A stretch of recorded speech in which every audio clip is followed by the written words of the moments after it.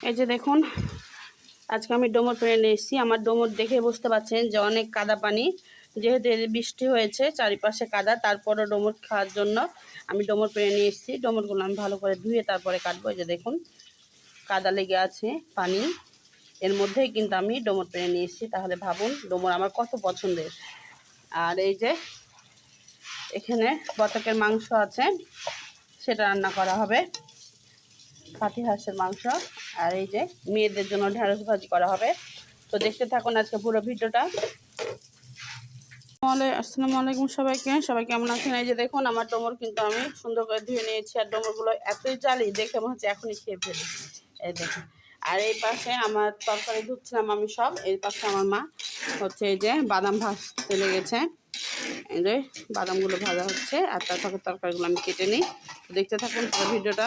এই যে এদিকে ঢেঁড়স ভাজি হয়ে গেছে এখন।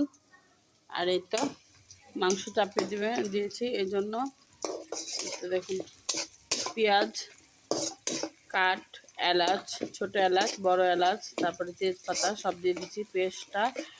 আর একটু ভাজার পর মশলা দিব।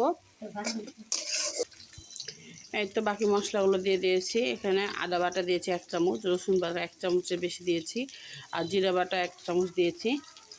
এখন হচ্ছে এটা ভালো করে আমি মিশিয়ে নেব।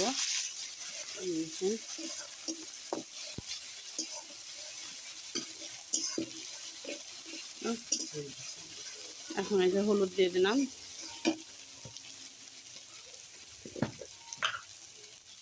একটু হলুদ দিয়ে দেব,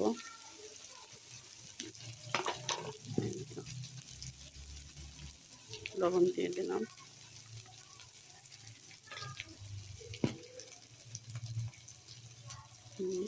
মরিচের গুঁড়ো দিয়ে দিলাম। মরিচের গুঁড়োটা আমি একটু বেশি দেবো, কারণ হাঁস পাতকের মাংস একটু ঝাল না হলে ভালো লাগে না। তো দেখুন,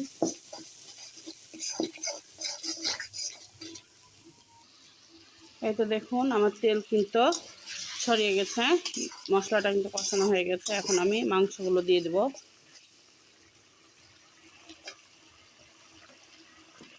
দেখুন,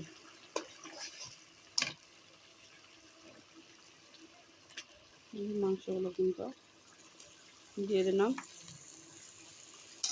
তো এখন এটাকে ভালো করে কষাবো। যেহেতু এটা হাঁসের মাংস, যেহেতু একটু সময় নিয়ে কষাতে হবে। যত কষাবে মাংসটা খেতে কিন্তু টেস্ট হবে। এখন আমি ঢাকনা দিয়ে ঢেকে দেবো। দেখুন, ঢাকনা দিয়ে ঢেকে দিলাম। এই দেখুন মাংসের কালারটা কি সুন্দর হয়েছে। এখনো কিন্তু কষানো হয়নি, আরো অনেকক্ষণ ধরে কষাবো। একটু নাড়া দিয়ে দিলাম।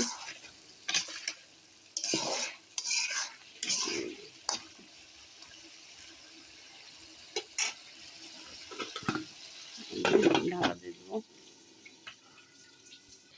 এই তো দেখুন, আমি কিন্তু একটু পানি দিয়ে দিয়েছি, এবার কষবো। আর এখানে আমি একটু রসুন অ্যাড করবো। এই যে দেখুন, এই যে কেউ অবশ্য খাবে না, শুধু আমি খাবো, তাই রসুনটা দিয়ে দেবো। দেখুন, এই রসুনটা দিয়ে দেবো। এই তো দেখুন, আমার মাংসটা কালারটা কিন্তু অনেক সুন্দর হয়ে গেছে, তেল ছড়িয়ে গেছে, কষানো হয়ে গেল। এখন কিন্তু আমি পানি দিয়ে দেবো ঝোলের জন্য। খুব ঝোল করবো না, মাখা মাখা করবো। দেখুন,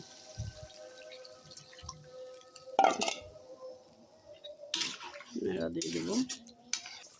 এই তো দেখুন, আমার ঝোলটা শুকিয়ে এসেছে, আর একটু শুকাবো, তাহলে আমার হয়ে যাবে। এই তো আমার মাংসের ফাইনাল লুক দেখুন, কি সুন্দর কালার হয়েছে। মাশাআল্লাহ, সবাই মাশাআল্লাহ বলতে ভুলবেন না। এটা হয়ে গেল। এখন এই যে ডোমর কেটে রেখেছি, ডোমরটা আমি ভাজি করে দিব, তাহলে আমার রান্না শেষ। এই তো আমি এখানে ডোমর চাপিয়ে দিয়েছি, সব মশলা দিয়ে, বাটা মশলা, তারপরে গুঁড়া মশলা, সব মশলা দিয়ে আমি চাপিয়ে দিয়েছি। সিদ্ধ হয়ে আসলে তেলে দিয়ে দেবো।